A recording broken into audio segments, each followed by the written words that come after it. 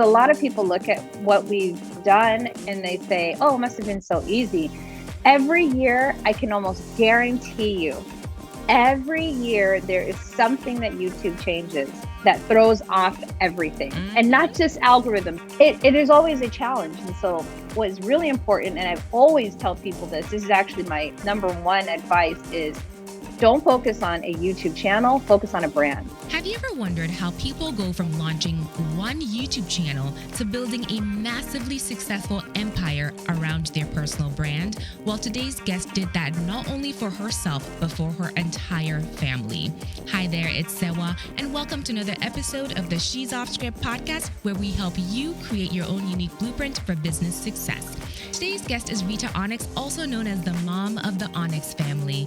Their empire not only includes multiple YouTube channels with millions of subscribers, they also have books, music, merchandise for sale, and recently also launched a flagship animation series that is streaming on Peacock, Amazon Prime, and other streaming platforms. Now, during our conversation with Rita today, she takes us through her journey from when they first launched their YouTube channel to how they've been able to sustain revenue for their brand since launching in 2016. So if you currently have a YouTube channel and you're wondering how to go about monetizing it, this is going to be a great episode for you, because Rita is taking us through how they were able to land brand deals, how they've been able to get the connections that have landed them these shows like their new YouTube original, how they've been able to make the connections that have gotten them greater exposure. So this is going to be a great A to Z episode if you're interested in doing something similar. Before we dive in, don't forget to subscribe and hit your notification bell so you don't miss our next episode. We release new episodes every Thursday in both audio and video format. All right, let's dive in.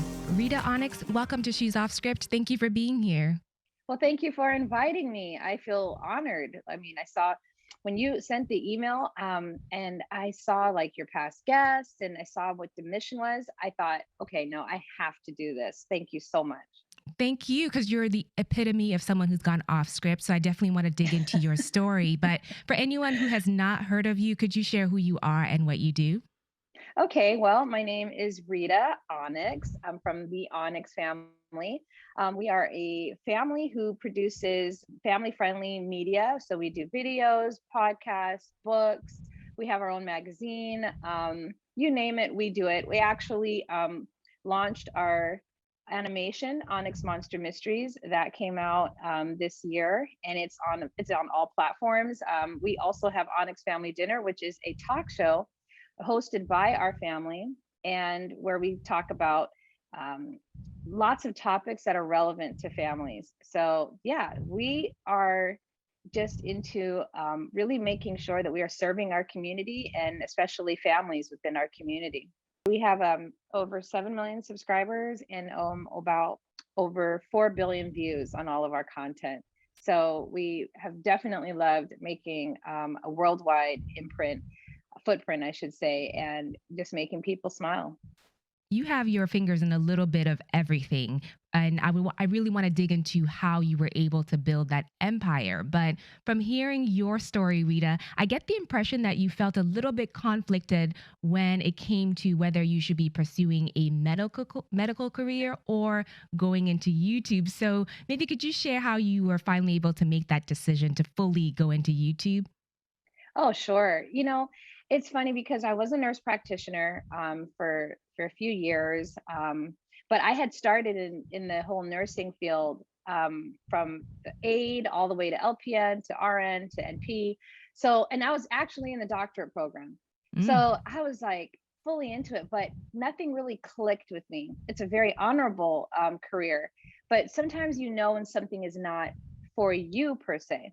And I was always thinking, man, I want to do something else. I want to be an entrepreneur. So I started pursuing all these other things. I was trying to do Amazon and a bunch of other stuff, just trying to just to find my way. But at the same time, I was offered this position to head this medical company in Florida. And I was like, well, maybe that's it. Maybe that's what I should be doing. I should be um, maybe that's entrepreneurship by still being a nurse practitioner, but then now owning my own medical company. Maybe that's what I should do. But then as I'm getting it up and I'm doing the insurance credentials and all these things, I was actually made the CEO. I was partnered with these three doctors. and something still did not feel right. And I was juggling other jobs as I'm trying to get this job. So I had several jobs. I was so exhausted. I was I would leave at 7, get home at 6, chart till 12, and it was just the same thing over and over and over, like 6 days a week. I took Saturdays off as my Sabbath, so I was just resting. So then I decided, okay, you know what? I was looking at YouTube, and I've been watching YouTube at least for a few years at that point in time. And I said, how do these people live like this? Because it Mm. felt like they had very like relaxed lives. They got to work with their families. And that was always a dream of mine, to work with my family. But I didn't really know in what capacity. I'd always thought, oh, it was maybe going to be healthcare or something like that. Not that I rule that out in the future, but at the time I was so burnt out. I told my husband, I'm like, I know that we're here in Florida because we're not even originally from Florida. We moved for that medical company. And I was actually kind of scared to tell him, like, I am feeling burnt out. I don't think I'm going to like this. Because he had told me, Rita, I'm gonna do this for you. I'm going to, because he was a minister, I'm going to leave my job to follow you, because he had been a minister for 17 years and I was always following him. And he knew that I was really unhappy. And so he not unhappy as a pastor's wife, but in my career. And I felt like I wasn't really going a lot of places. And he says, you know what? This is a great opportunity, so I'm gonna follow you. But he says, but mark my words, you're not going to like this, because ultimately this is not your career path. I don't know what it is yet, but I ultimately know you're not going to be happy. So I That's said, love. He was willing to give you the shot, even though he knew. he knew. And boy, was he right. And I felt so terrible, because I was like, hun, you know what? Even if we have to sell everything right now and just get some sort of RV and downsize, and I just cannot stay in what I'm doing right now. Mm. And he was like, well, what are we going to do? And I was like, I don't know, man. I do not know. And I just knew the clock was ticking. And we were probably about a year into everything. And I was just like, this is too much. So, as I was saying, I was looking at the people on YouTube and I said, you know what? Why don't we as a family make some skits on YouTube? I see these family friendly skits. Why don't we do that too? The worst that could happen is we make great memories, because I was not seeing my children at the time, was barely seeing them. I was coming home so late, maybe spending half an hour and eating dinner and then back to charting. It Mm. was just like I was exhausted and I wasn't seeing my family. So I thought, if we make these videos, maybe we could spend more time together. Now, it was almost like, how do I fit in videos within that schedule?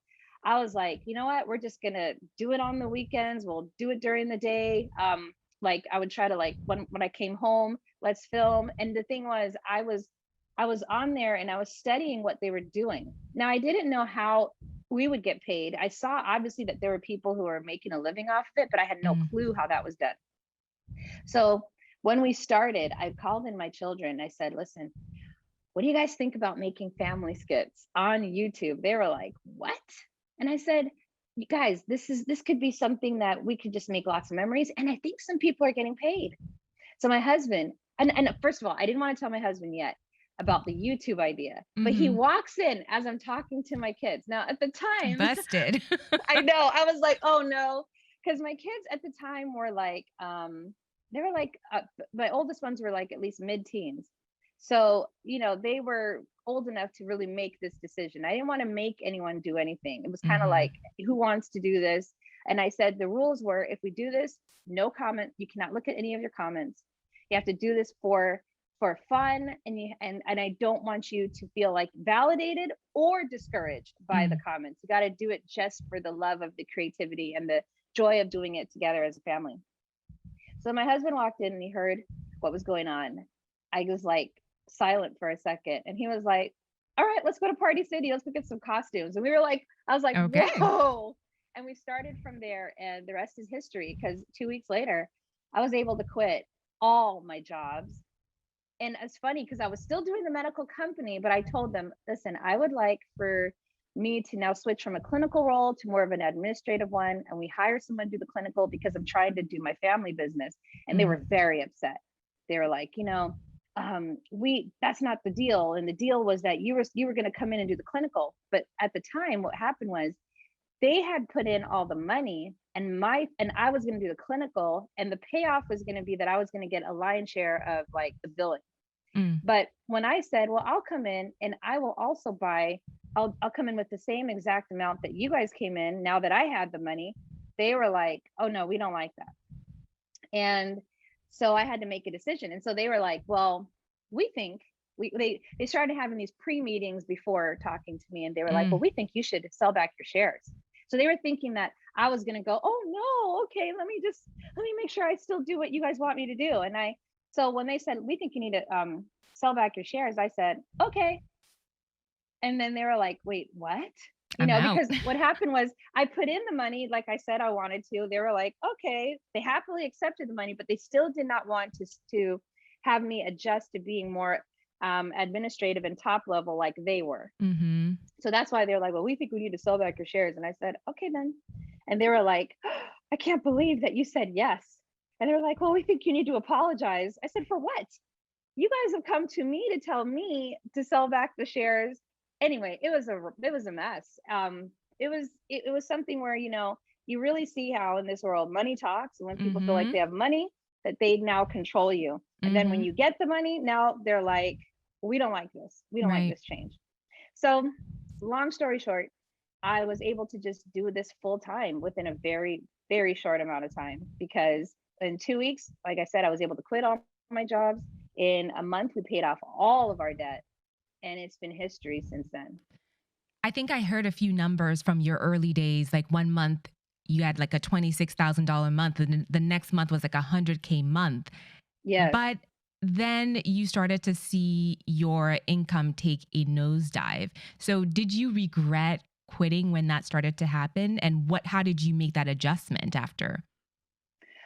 Well, it's interesting. We never really took a nosedive. What happened was that we started doing something that was popular at the time, where you get in costumes and you Mm. make like these nice skits. And there were people who were doing that weren't so family friendly. After a while, when they saw that it was lucrative, there's Mm. always people who come in and they try to take advantage of the system. Mm. So our first channel, where we actually had billions of views on that channel, we don't even have that channel anymore. So if I were to actually add those subscribers and views, it would make us have multi billions of views. But since we don't have it, I don't usually tally that. But when we were doing it, we were going well. Like, we were at six figures every single month. Mm. And only that $26,000 a month, that was within 2 weeks. But after that, every single month was always a six-figure month. And we really never looked back on that. Except what happened was that first channel, we noticed that their views, every time we uploaded, that we would somehow get less views and less subscribers. And what was going around at the time was something called a YouTube glitch. Mm. And so we started to see that the income was going to go down, but never really a nosedive. But I am always trying to be 10 steps ahead. If Mhm. I'm seeing a trend, I'm thinking, okay, no, we got to make an adjustment. And around that time, I said to my family, I'm like, it's all fun, dressing up in these costumes, but we could never sell this. We could never go on tour. We can never do anything more with it because it's not our IP. Mhm. So I said, we need to create our own intellectual property, like our own logo, our own brand. And that's where Onyx was born. I had another family meeting, and I was like, guys, we need to come up with a name for our family, and what we want to do. And everyone came up with their ideas. And I said, what about Onyx? Because I always said that my family is my jewel. Mm. And, at the time we started off with Onyx Kids and then Onyx Family. So I said, my kids are my jewel, and we're Black. And even though Onyx comes in many colors, it's mostly known for being a Black jewel. So that's where the name Onyx came from. Once we switched into that brand, we started a brand new channel, and immediately, again, it took off. So we never really experienced any real hardship. It's just, it's just that I could see the trend coming. And Mm. then I knew from there. And there are times where I thought I would be like, oh my goodness, what are we going to get this month? And then, like, God just always came through. It's like, we were going on now almost 6 years, and we've really never made anything less than six figures a month. Wow. That's That's amazing. That's really amazing. And in fact, I feel like you guys have become a leader in that industry. And in fact, when my kids first discovered you, because of course they came across you guys first, and I was like, even before that, my husband would be like, they're watching a lot of these channels. Are they any black channels, really? And then all of a sudden, really, there didn't seem to be a lot of diversity. All of a sudden, they came across your channel, and I was just like, oh, this is interesting, and they're doing a good job. And my kids and the kids of some of my friends, every time they see channels like yours, they start to think, I want to start a YouTube channel, mom. And I'm just Yes. like, ooh, I don't even know. What does it take? So maybe you can let us know, what does it take for your family to run your media company and produce content at the level you're producing content at right now? Wow, that is such a great question because I think there's quite a few factors that factored into, I think, the success. Mm, First, when we started, it was a really serious decision that we knew, like, again, I didn't know if we were going to get paid or not, but I knew it was going to take a lot of effort and time. So it was like I had to make sure that everyone was on board. mm, That was like the first and foremost thing. If half the family was like, I don't want to do this, it would have never worked. But mm, because everybody was dedicated, it was like, okay, we're all on the same plan. So that's the first thing. Everybody has to be on board. And then you have to have a mission. Our family's mission is tell the story. Sorry, tell the story, feed the soul, make them laugh, heal the heart. mm, And we say that mission because you have to have a purpose. Like we love to make people laugh, but why? mm, Because there were so many people hurting. And there's also, like you said, a lack of diversity. So that was our mission too, to show a Black family and show that, hey, we're together, we like each other, we love each other, and we can have fun. mm, So so you all have to have like this mission. The second thing though is that we had factors already that helped us. So we already homeschooled. We had homeschooled our children all our life. mm, So all their lives, I should say.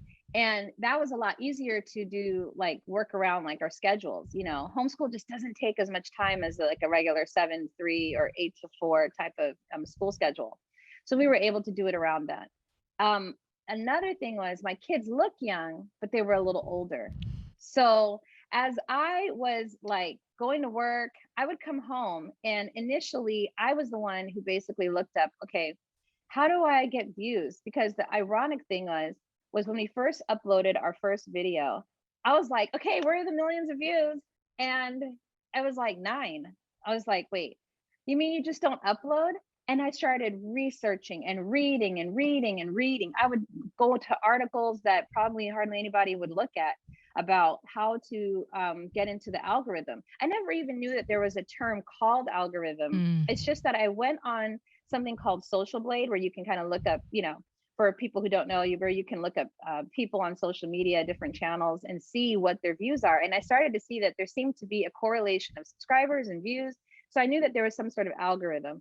So I started reading and researching. And that's another huge point.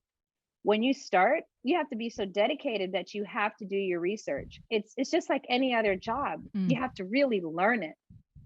So I would learn how to do thumbnails, and I wanted to make sure that we did ours like so it would pop. So we did like courses on how to create thumbnails, how to use certain software. I read so many articles about metadata and how to put that into your descriptions and your keywords and your titling.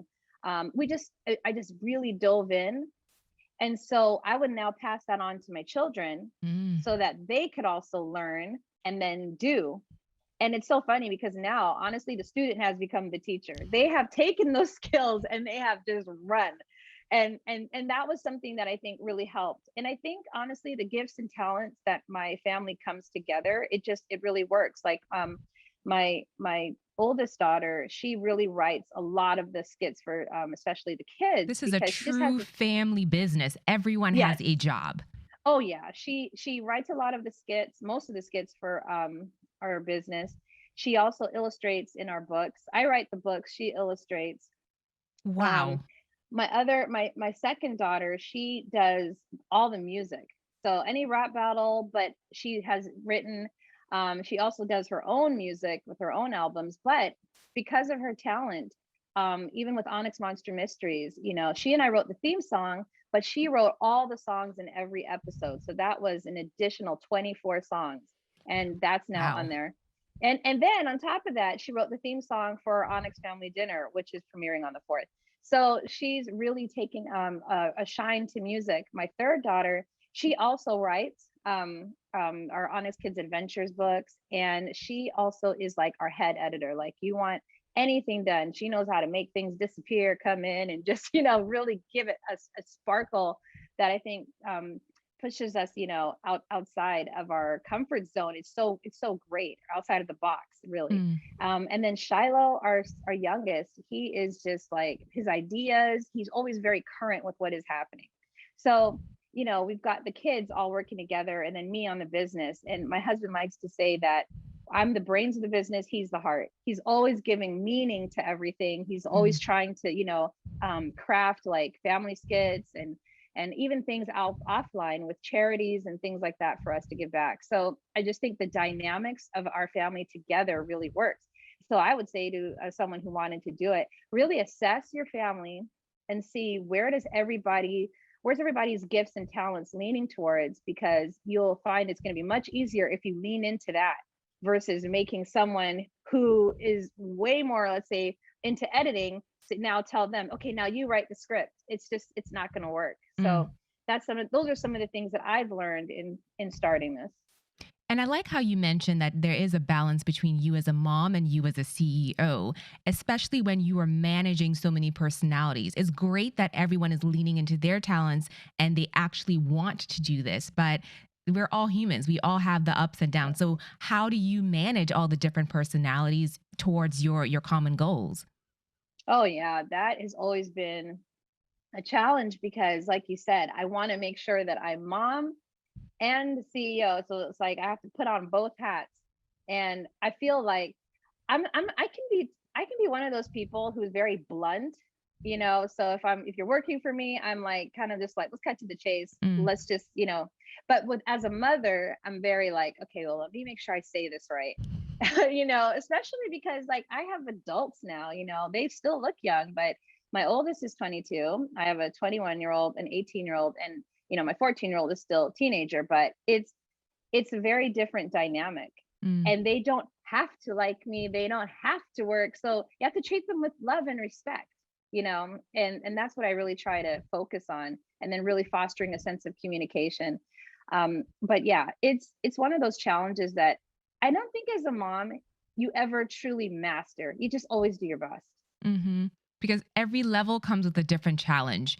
Oh I yeah. know now I have an 8 year old and a 6 year old, and the way they communicate and debate with me is different than when they were 2 year olds. So Yes. every level has just a different way for a mom to navigate, right? Yes. Um, so, kind of going back to the earlier part of the conversation where you talked about the fact that you had to come up against a YouTube glitch that caused you to have to expand and pivot. How have you diversified since then, just to make sure that you are insulating your family from the impact of any one platform?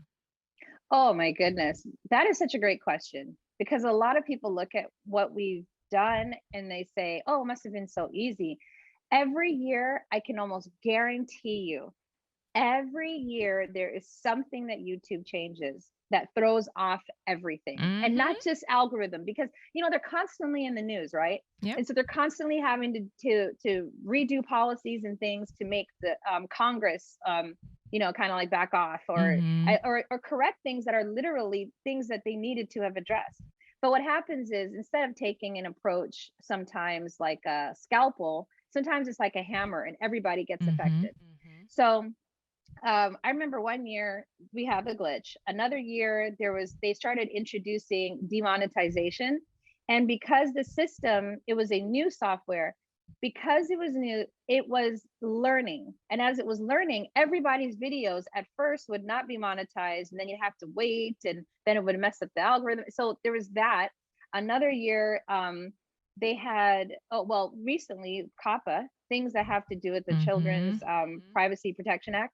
So that actually, again, affected everybody, because now you have to make everything either made for kids or made for adults, and then it just gets different revenue and it gets in different algorithms. So it is always a challenge. And so what is really important, and I've always tell people this is actually my number one advice, is don't focus on a YouTube channel, focus on a brand. because when we Say that started, louder. yes, yes, Mm-hmm. focus on a brand, because when we started the Onyx brand, and I started slapping that name in front of everything or making it a part of a name. So we have like Onyx Kids, Onyx Family, Onyx Life, or Play Onyx, which is our gaming, or Cardi Onyx, which is our fitness. It was always about getting that name out there. We trademarked right away, and we also started saying, okay, now where else can we meet our audience? Let's say you're tired of looking at videos. What else can we do? So I said, let's, you know what, let's start writing books. So I said, okay, let's do books. Let's do the magazine. Let's have a website. Let's have products. Let's have music, and let's expand into different genres, like the fitness, like the gaming, Mm-hmm. and even to adult things. And so now it's a really multimedia business, because we try to really meet our audience everywhere, into from basically from children, from Onyx Kids all the way to adults, you know. And now that we've been doing this for a while, because we've made a brand, we have been offered more mainstream things. So, you know, like for example, I had mentioned the cartoon. So now Mm-hmm. that we have a cartoon, that's one thing. And in that cartoon, not only did my daughter do all the music, but my other daughter wrote some of the scripts. And we all as a family did all of the voiceover work, you know, because we actually had a choice. They said, do you guys want to do the voiceover work? And we are like, absolutely. Mm-hmm. We're like, we like to be a hands-on family. Right. And even with this Onyx family dinner, where it's like our family sits down for a meal, we have guests and we talk about important topics. Those are things that are being produced by, you know, Pocket Watch, which is one of our partners, and Shine Global, and YouTube. But we also have a couple of things in the pipeline that are even more mainstream, and those things we hopefully should be coming soon. You know, they're in very early development. But if we didn't have like a recognizable name, and we didn't stay true to our brand, which is family friendly, then I don't know where we would be right now, because you can't really depend on a lot of these platforms to just continually push you and market you. You have to really take control of your brand, and you can't compromise yourself for views, because Mm-hmm. it's so easy to say when all of these things change, well, what's everybody doing? That might not fit your brand. But if you stay true to your brand, true to who you are. Now, I remember how I was saying, oh, well, we've never really gone away from six figures a month. That's only because as we've continued to create a brand, we've worked with so many brand deals now, that anything that has decreased from AdSense, because everybody's AdSense has gotten less, because it's just thinned out now. There's so many people doing it, and there's so many other platforms. Because when we first started, there was no TikTok, you know, and I don't even think people were making the kind of money they make on Instagram now. So the AdSense and brand deals, everything is so spread out. But when you have a brand, people will always come to you when they know, like, oh, I can depend on this family for this, or Mm-hmm. this woman for this, or, you know, vice versa. So we've clearly established the importance of being diversified, but you've also mentioned partnerships. How did the partnership with Pocket Watch specifically come about, and what has been the impact of having that kind of a partner on the growth of your brand? Yes, you know, I love talking about this partnership with Pocket Watch, because when we first started, we actually had been approached by something called a MCN. I'm not sure how many people know about that. Mm-hmm. It's like a multi-channel network. Mm-hmm. And they're companies that say, hey, we want to help you manage your YouTube channels, and then we'll help get you brand deals. And at first I was totally against it. Now, but for maybe about a year in, I said, you know, I'd really like to do some brand deals. And even if you have like a good amount of following, at least at that time, it was still kind of hard, because you didn't know, how do I go about getting these brand deals? And so the first one I actually negotiated myself, and I was like, I don't really like this. I'd rather have someone Yeah. negotiating for me, because I know what I feel I'm worth, right? But it's a little awkward when you're doing it. I don't mind it, but I haven't really done it in years now. Now I have, like, you know, a manager and all of that. But at the time, I started with Studio 71. And I was with them for maybe about a couple of years. But I realized that there was a point in time where I just needed to now move on and forward. It's no knock against them. It's just that you know, when you just realize that there might be other opportunities out there. And I knew that we were a very family friendly brand, that I needed someone who could focus more on that. Mm-hmm. And so I had seen an article actually when Pocket Watch was just starting. And I'd read what their mission was. And I thought, this could be a really good fit. So I Mm. actually reached out to them and we started the conversation, but it didn't go anywhere for about a year. And then, one, I think was like maybe, yeah, a year after that, I had met up with them in LA. We had a nice conversation. And again, nothing, maybe we didn't really start maybe doing something like significant together until a few months after. So there's a lot of back and forth and talking, but that's how the partnership started. And so we have officially been with them, I would say since 2018 or 2019. And since that time, we've developed, like the cartoon and the other things, even the family dinner, and they're involved actually in the other projects that we have, along with some other people. But the partnerships, I've also, sorry, before that, Mm. I also started working, well, from Studio 71. When you work with them, they assign you a manager.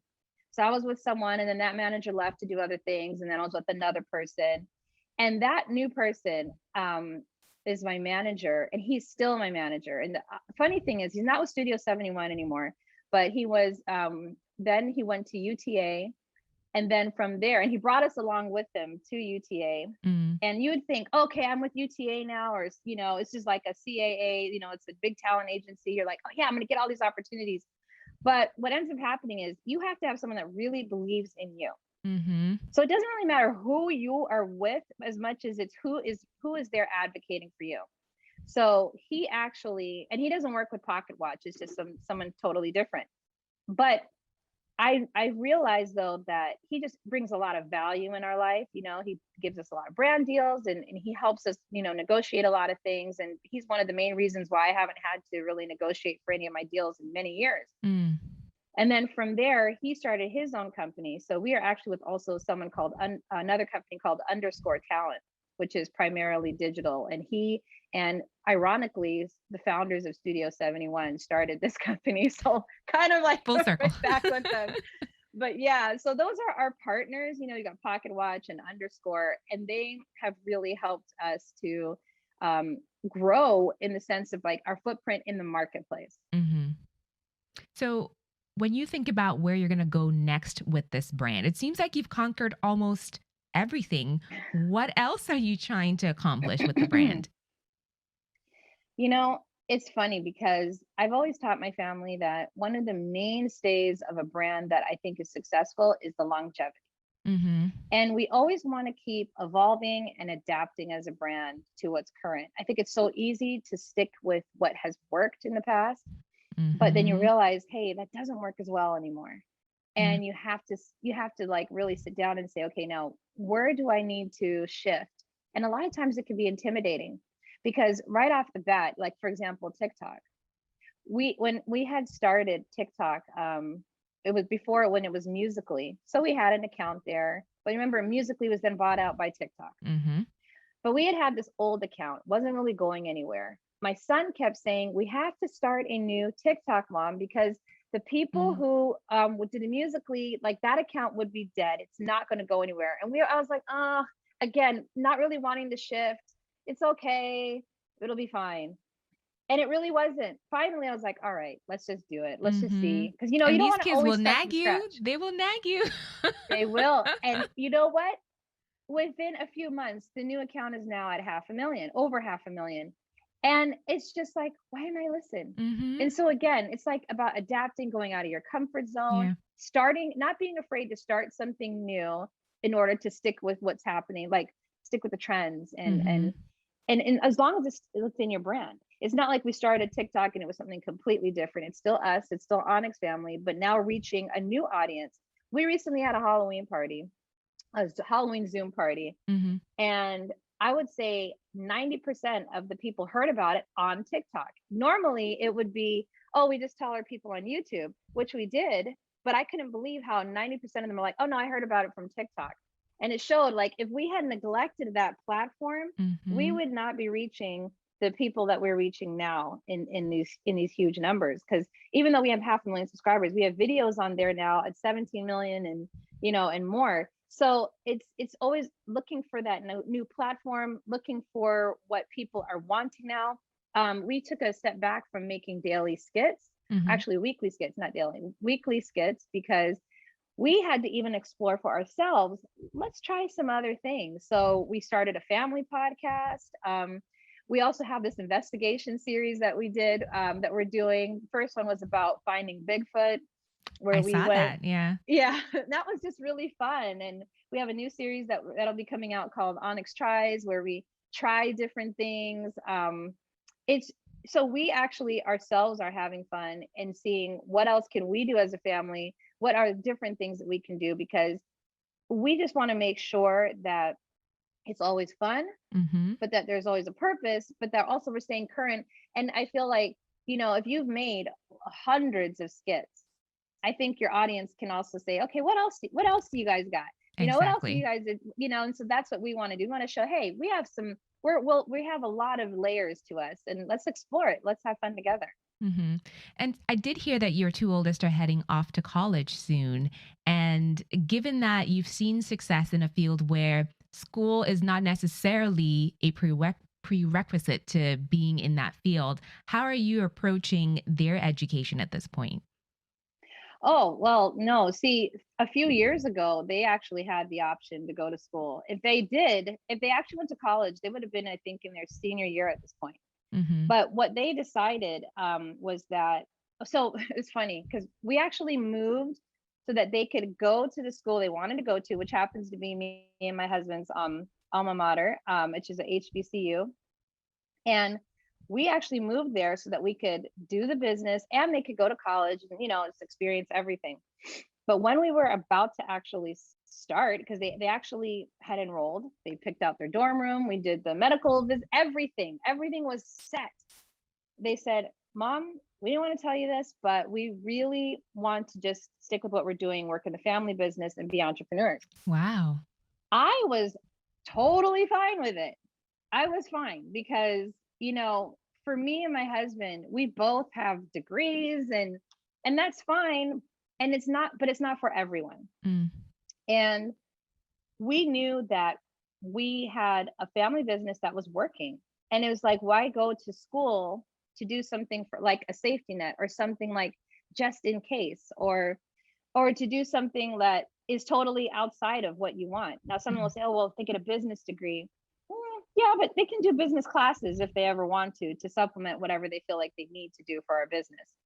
Um, and also, I think one of the things you have to think about too is that you don't want to be all things to all people. Like you have business people in your life that you trust, and you work on that side of the business, because we are the creatives.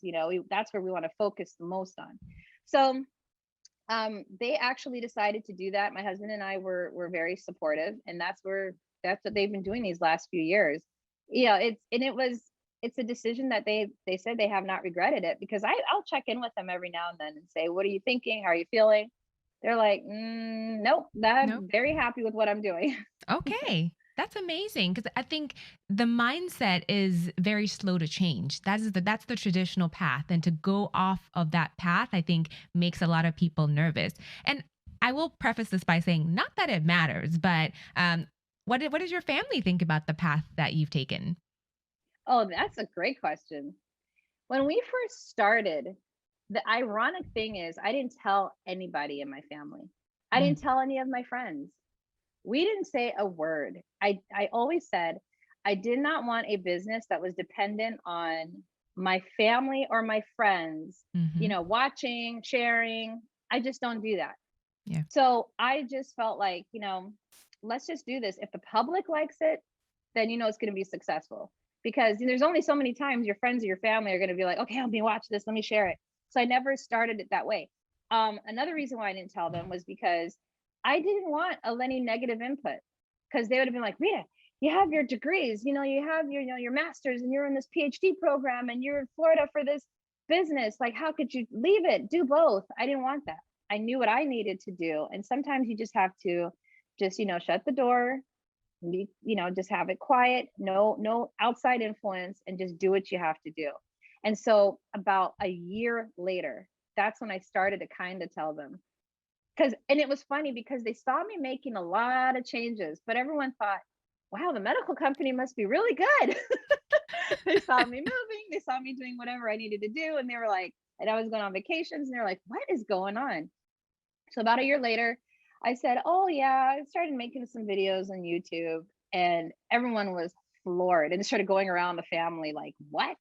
You know, same with my husband. He didn't tell his mom for a while because, his father was a pastor, and it was like a family thing. And he was like, let's just see how this works. Let's see what we're able to do. And at first, I think his mom was like, you left this, because he didn't leave it to do YouTube. He left to come for my medical company. But I feel like that's how God works. Mm-hmm. Because had I been like, oh, let's go to Florida and do YouTube, he would have been like, no, we're not doing that. Right. So he kind of had to let go of that. And then we were able to do that later. But when his mom found out, I think at first she was like, what is this? Are you a clown now? Because we're just making people laugh. But then is his mom African? No, you know what? She's Jamaican. Close enough. Close enough. And so she was able to see though that his ministry has now taken a level that he could have never done if it was just still in the church. Mm-hmm. And so now she sees what God has been doing in our lives, and she's just amazed by the billions of people we've been able to impact.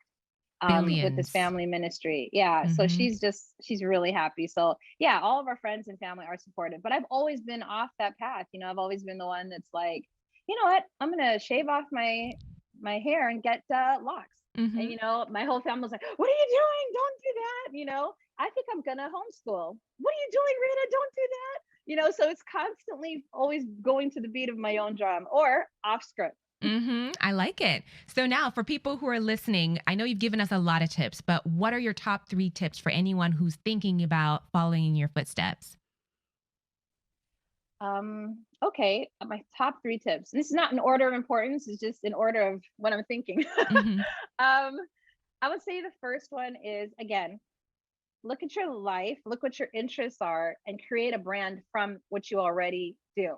Now I say that as a caveat, because prior to this, I was in the medical world, and my husband was a minister. So if I had done that advice, I don't even know what it would have. I don't even know if we would have been able to do what we're doing now, because that was totally not what we were doing. But the reason why I say that though, is that my family and I, we'd get a lot of jokes as a family. We would have a lot of fun. We'd love to spend time together. So it wasn't totally off. Mm-hmm. So I say, try to do something that you already are involved in or interested in, like a hobby, or not just hobby, but just something that you were very interested in. But also don't be afraid to take risks. Mm-hmm. I think as an entrepreneur, how they say, like, you can either say you failed 10,000 times, or you can find 10,000 things that just don't work, and just, you have to be okay with that, because it's not going to feel good. You're Mm-hmm. going to feel like I kind of skipped over this in the beginning when I first started YouTube. When we first started, we actually had all of us separate channels, and we were all going to do it like individually. Wow. And so we had this little board on there. We were going to have this little competition, who can make the most, Mm-hmm. in a certain amount of time. And at that point in time, when you started a channel, you were immediately monetized. So it was like, okay, guys, like, what can we do? And I was going to do this little like toy unboxing thing. And so in my era, I'm like Sesame Street. I was a little bit before Blue's Clues, but I thought Blue's Clues was still popular. So I was like, oh, I'm going to do this little toy thing. I'm going to talk like they do on Blue's Clues. I'm going to be like, hi, kids. Welcome to the amazing toy factory. So my son hears me and he's like, Mom, that is just so creepy. Like, stop. And it was like, it was a total failure. We did it for like a few months. My daughter, who was doing her fitness channel, she made 26 cents. And we were like, oh my goodness, this is it. Mm-hmm. And it's funny, that 26 cents, after we had stopped, when we reevaluated, like, this is not going to work. We need to do it together as a family. A few months later, that's when we did it. And then 2 weeks later, that was 26,000. I just realized the parallel to when you did it alone and when we did it together. It was like, wow. But again, we were not afraid to restart. and regroup. And Mm-hmm. so my second piece of advice is just keep going, keep trying. Don't worry about feeling like if it doesn't work the first time, oh, I need to stop, because Yeah. it hardly ever works out the first time. Another thing I don't talk about is that when we first started, I did not know that you couldn't watch your own videos. I thought that you could go on YouTube and we could be like, wow, look at us, look what we did. Our videos are so cool. I get this email from AdSense going, you violated AdSense. And I did not know that. And they don't tell you exactly what you did. They just say, read our policies, and then you'll see what you did. So I was poring over the policies and I realized it's because I was watching it. Not, I wasn't clicking on the ads though, because I thought only if you click on the ads, but apparently that was still an impression. So Mm. now, of course, now I don't do that, but I was literally suspended for 90 days. This all was in the very beginning. And a lot of times, sometimes I think I forget to share that, because if I had said to myself, you know what, first it didn't, we made 26 cents, that didn't work. Now we're suspended. You know what? I give up. Yeah. Imagine where I would be. So have that tenacity, keep it going. And maybe the third thing is to just make sure that you stay very business-like. This is not a charity, this is your business. Meaning you need to trademark it, have your business account, be wise about your decisions. And I hate to say this, but don't mix up your family or your friends that are not on the same page as you, and don't treat it the same, because everybody always was like, and I was guilty of this too, always thinking, oh, if I tell this person and I tell this person, I help this person, more money does not actually equal more friends. It does not equal better relationships. It's just, it can complicate things. Mm. And I have in my journey, unfortunately, there have been people that are just no longer in our lives for one reason or another. And it just changes the dynamic. So just treat it like a business. It's like when I was a nurse or a nurse practitioner, I wasn't like bringing my cousins or my friends along on the floor with me. I just Mm-hmm. did what I was doing, and then we had our relationship. So don't feel like I think that don't feel like that you have this obligation to now bring this person, this person, this person, because not only the energy, but you have to understand that you're now a CEO of your business, and you have to treat it as such. You don't have to be as big as Apple. You Mm-hmm. can take it as serious from day one. And when people see that, they will respect you. So do the things you have to do, meaning save your money for your taxes, always pay your taxes, trademark. Don't do things that are do things that that are brand friendly, or at least brand specific, that Mm-hmm. that when you work with partners, they will be like, yes, I want to work with that. So if, let's say for example, we were into things like, we don't drink, but if we were into like alcohol and stuff like that, we would do things that it would attract that sort of brand. But Mm-hmm. that's not our brand, so we don't do anything with that, so we don't compromise ourselves for that money. Mm. And that's not only a moral decision, but it's a business decision, so that people understand who you're about. So just be about your business. Mm-hmm. I like that. Be about your business. Now, for anyone who wants to support you, your family, your business, where can we find you? Oh man, you can find us. Well, onyxfamily.com has like a nice synopsis of who we are and what we're doing, and everything that's just current with us.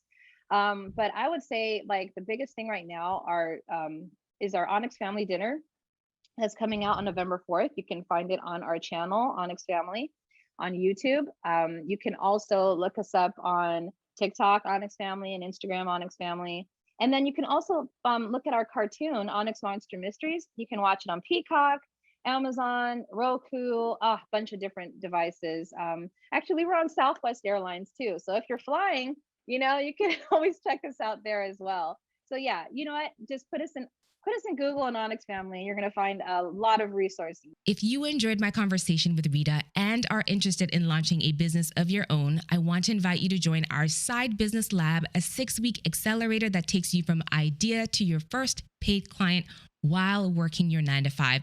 Go to sewaajaypele.com/side business lab to join us today. Also, don't forget that we have over 150 audio episodes you can binge listen to at she'soffscript.com. Don't forget to subscribe and hit that notification bell on your way out so you don't miss our next episode. Bye.